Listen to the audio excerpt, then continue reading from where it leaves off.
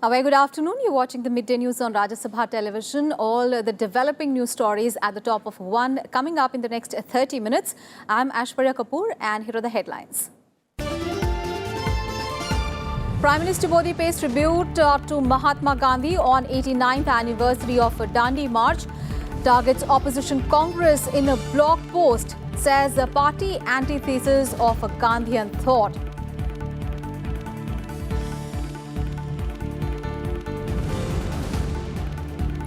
Congress sounds a Lok Sabha poll bugle. Party begins its working committee meeting in Gujarat. Top leaders to also attend a mega rally. Hardik Patel to formally join the Congress.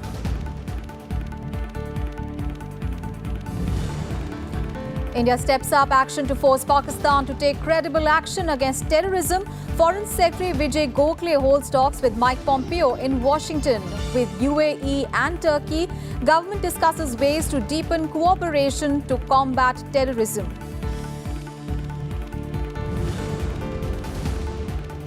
Tax administration is undergoing a digital transformation. Move to promote a culture of tax compliance, says Vice President M. Venkaiah Naidu. Effort is to make a tax regime easy, transparent and predictable. And safety of the passengers is our utmost concern, says government. Civil Aviation Minister orders safety assessment of Boeing 737 MAX in India after Ethiopia plane crash. Only pilots with 1,000 hours flying experience to be allowed to fly the aircraft. First up, let's get you all the news related to Lok Sabha elections.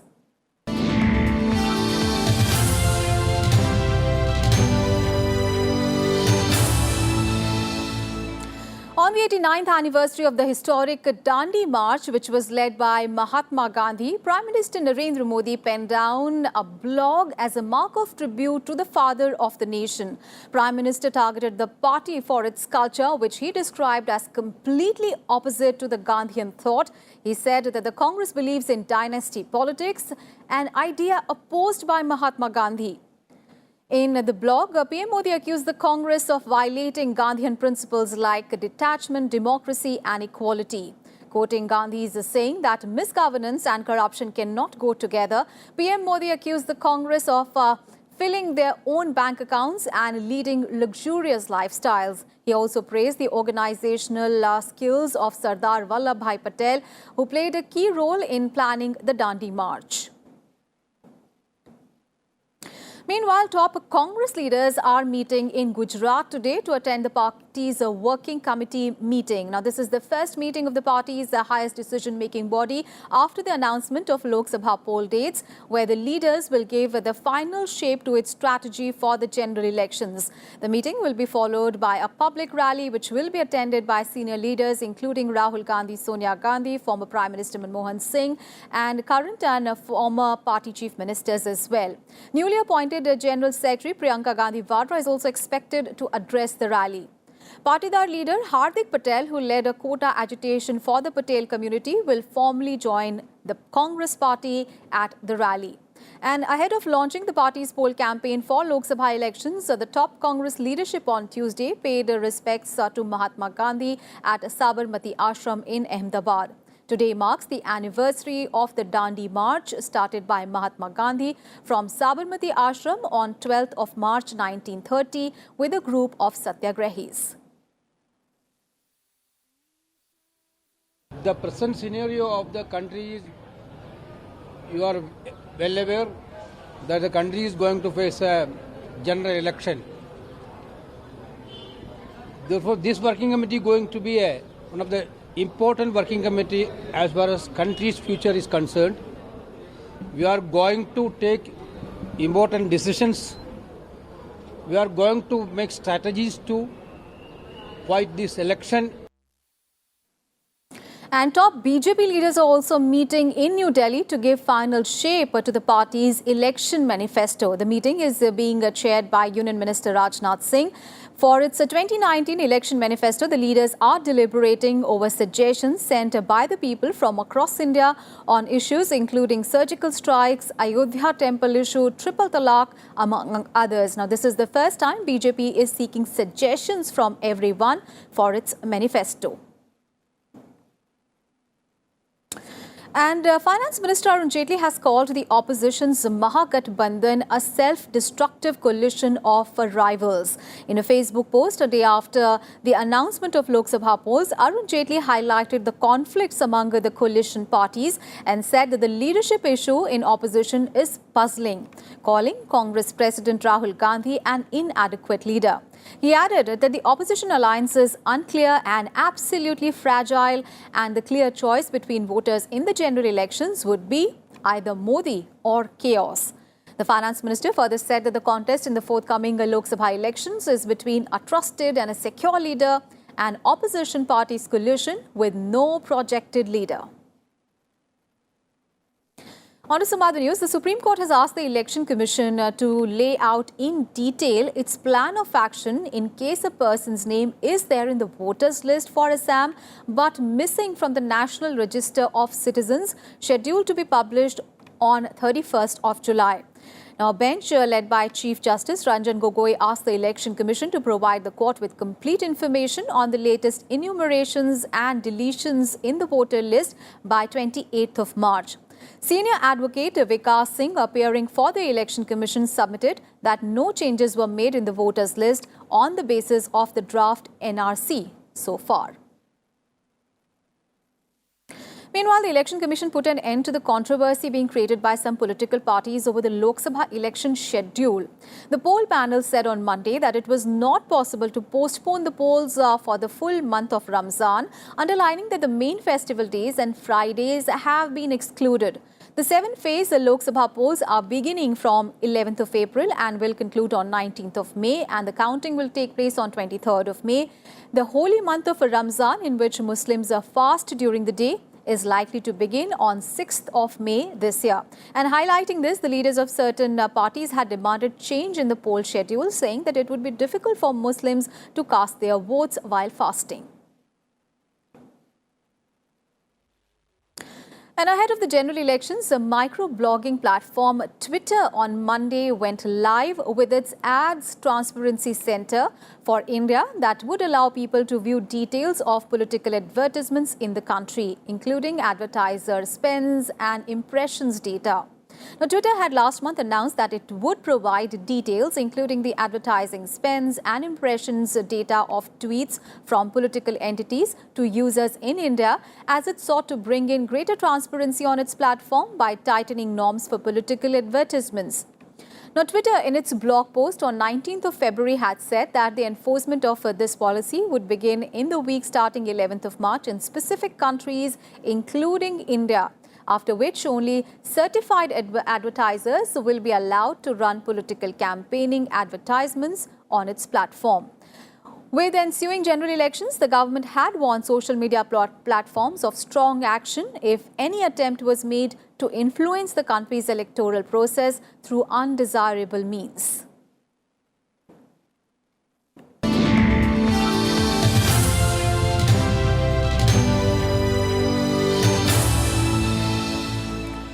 Those were all the election-related news. Let's get you some other news now. India and the US have agreed that Pakistan must take a concerted action to dismantle terrorist infrastructure and deny safe havens to all terror groups on its soil, as Foreign Secretary Vijay Gokhale held talks with the US Secretary of State Mike Pompeo in Washington.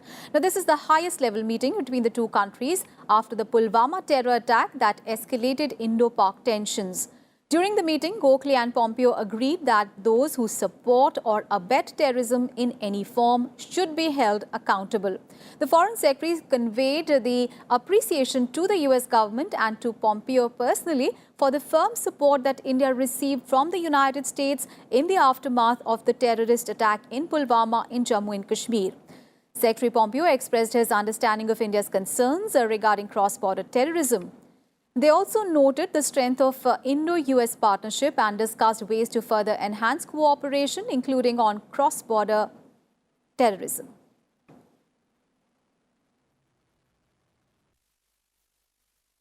And the Saudi State Minister for Foreign Affairs Adel Al-Jubeir on Monday held extensive talks with External Affairs Minister Sushma Swaraj in New Delhi with a focus on deepening cooperation to combat terrorism. In her meeting with Jubeir, Sushma Swaraj has learned to have raised the issue of cross-border terrorism and the need for ramping up pressure on Islamabad to take action to dismantle terror infrastructure in that country. During his 4.5-hour visit, Jubeir also called on Prime Minister Narendra Modi and discussed bilateral issues.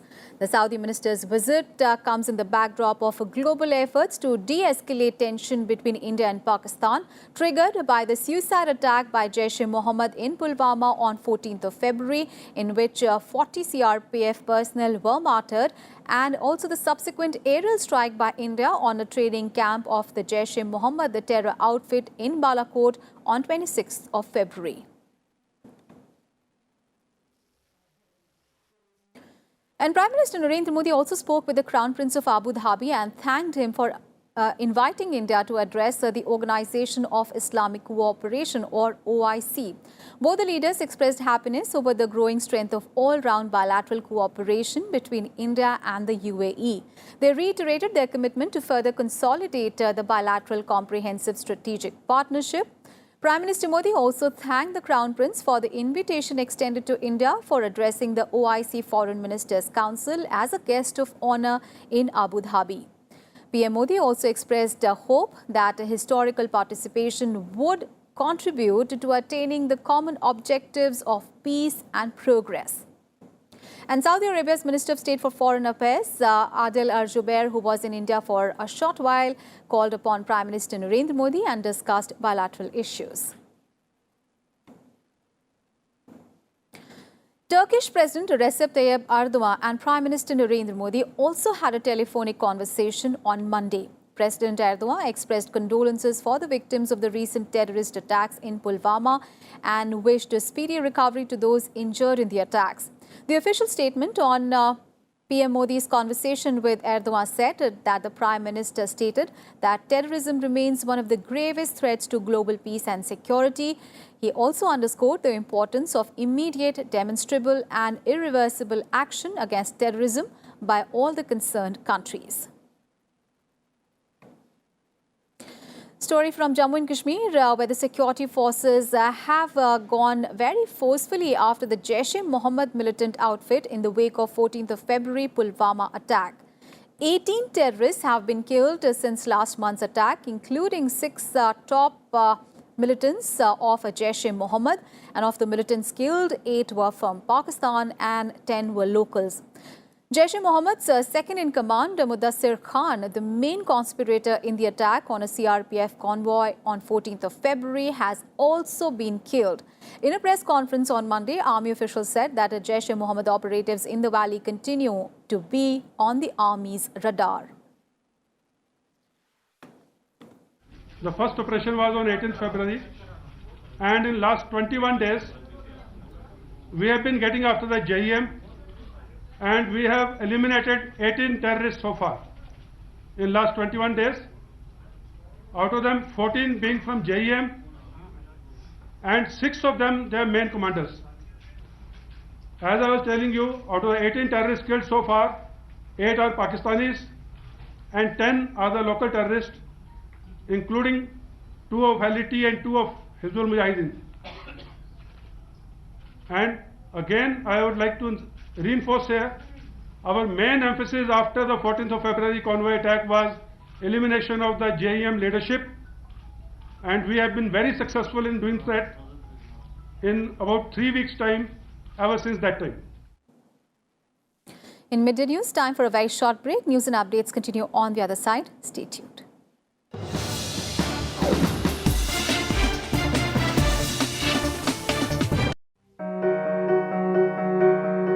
What Raisina Hill did was to give them some kind of an Indian acropolis. So it served as some kind of an Indian acropolis.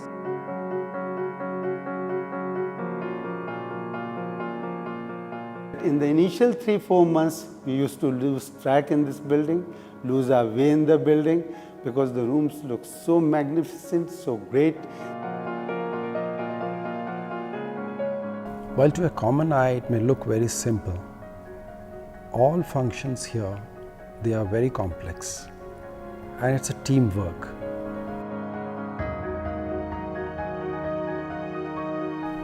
As a proud, self-made republic, we could not have a queen or a king, but we had the head of state whom we called the Rashtrapati or the president, and we ensconced that figure in the grandest possible building.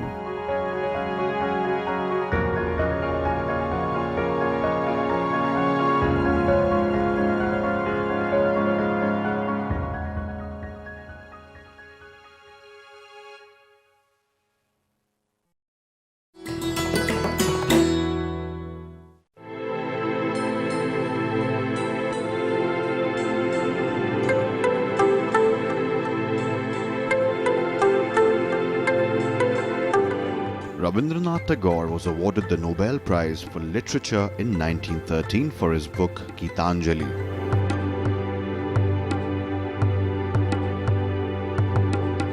In 1950, he composed the music and lyrics for India's national anthem Jana Gana Mana. And when Bangladesh became independent in 1971, they chose Tagore's song Amar Shonar Bangla as its national anthem. Tagore's life and works have made him a cultural icon, studied the world over, even into the 21st century.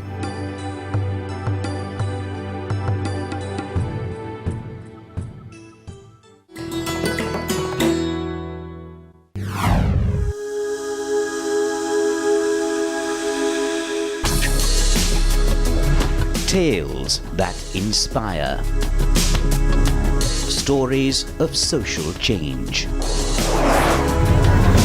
A salute to diversity. Promoting public discourse. Events that motivate. Inspiring the innovative spirit. Watch Rajya Sabha television documentaries.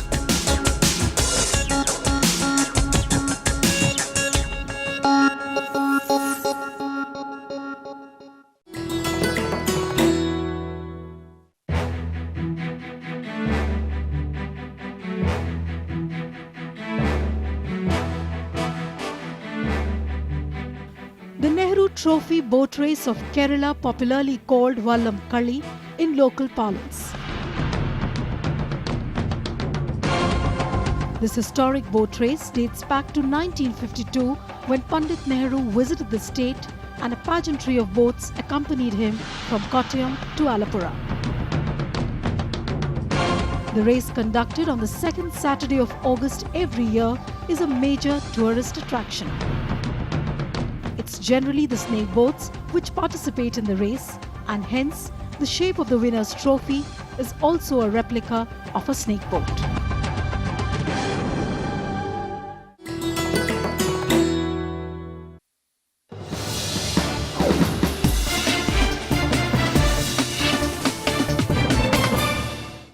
Welcome back after the break. Finance Minister Arun Jaitley has once again urged political parties not to politicize Army's actions. In an interview to a private news channel, Arun Jaitley also targeted the Grand Alliance, calling it a group of indecisive leaders. हमारी फौज professional है, politics से एक arms length distance रखती है, domestic affairs में कभी involve नहीं होती और देश की रक्षा करने के लिए एकदम प्रोफेशनल रहती है. इसलिए हर राजनीतिक कार्यकर्ता को या व्यक्ति को या सामान्य व्यक्ति को भी ये समझ में रहना चाहिए, चाहे वो मेरा समर्थक हो चाहे मेरा विरोधी हो, कि आपको एकदम आर्म्ड फोर्सेस को पॉलिटिकल प्रोसेस से एक डिस्टेंस पे रखना चाहिए और इसी में जो हमारी डेमोक्रेसी की एक स्ट्रेंथ है वो बरकरार रहेगी. मेरा सिर्फ कहने का ये उद्देश्य है कि इस विषय को हमें देश की भीतरी राजनीति के साथ नहीं जोड़ना चाहिए. On to some other news, Vice President M. Venkaiah Naidu met a 72nd batch of the Indian Revenue Service officers at his official residence in New Delhi today. While congratulating them, the Vice President said that a lot of transformation is taking place in the tax administration to promote a culture of tax compliance. He added that efforts should be made to make a tax regime easy, transparent and predictable. He said the government has been promoting the use of digital technology in tax administration. In this year's interim budget, the government has proposed a technology-intensive project to transform the income tax department into a more assessee-friendly one. The Vice President said that India is the best place to work because of its steady economic growth. My dear youngsters, while the forces of liberalization and globalization have brought new buoyancy in the country's economy, it has also opened an international dimension of tax evasion. You will have to keep yourself abreast with the global financial regime and global movement of capital. Associated with this is the issue of funding global terror networks through illegitimate Hawala networks. You will be required to closely coordinate with the enforcement agencies and also bankers. The world is gradually building a global regime to track and report tax evasion of financial frauds and fugitives. Government is actively supporting the need for such a global regime. Wherever I am going, I have been suggesting to people that everywhere we must go digital. We must also have the treaty of exchanging information about the bank accounts. Thirdly, we must also have extradition made easy for the economic fugitives. And a day after the fatal crash of a Boeing 737 MAX aircraft in Ethiopia, India's aviation regulator DGCA has ordered additional maintenance checks for the planes operating in the country. Minister of Civil Aviation Suresh Prabhu on Monday asked the Directorate General of Civil Aviation or the DGCA to conduct a safety assessment of all Boeing 737 MAX 8 aircraft operating in India. Now, this after a Boeing 737 MAX 8 plane operated by Ethiopian Airlines crashed soon after taking off from Addis Ababa airport on Sunday. All 157 people on board on the plane were killed, including 4 Indians. Now, this is the second incident involving a Boeing 737 MAX jet since one run by Indonesia's Lion Air crashed in the month of October last year, killing 189 people. At present, 2 Indian carriers, SpiceJet with 12 aircraft and Jet Airways with 5 aircraft, have these aircraft. Now, Jet Airways issued a statement on Monday clarifying that while it has 5 of the aircraft, it is currently not flying any of them. The DGCA has ordered that only pilots with 1,000 hours of experience can fly Boeing 737 MAX that the Indian airlines are using. Meanwhile, the US regulators on Monday ordered Boeing to make urgent improvements to its anti-stalling software and the maneuvering system, giving the company until the end of April to make all the updates. However, it has ruled out grounding the fleet. The United States says that diplomacy is still very much alive with Pyongyang despite a failed summit last month. The chief U.S. envoy for North Korea, Stephen Biegun, said this on Monday. However, he cautioned that Washington was closely watching activity at a North Korean rocket science and did not know that if it might be planning a new launch. He told a conference in Washington that although U.S. President Donald Trump and North Korean leader Kim Jong-un parted on good terms after their February summit in Hanoi, big gaps remained between the two sides, and North Korea needed to show that it was fully committed to giving up its nuclear weapons. Biegun also stressed that US-led sanctions, which Pyongyang once dropped, would stay in place until North Korea completed denuclearization. And that is the wrap on this edition of Midday News. Thanks for watching.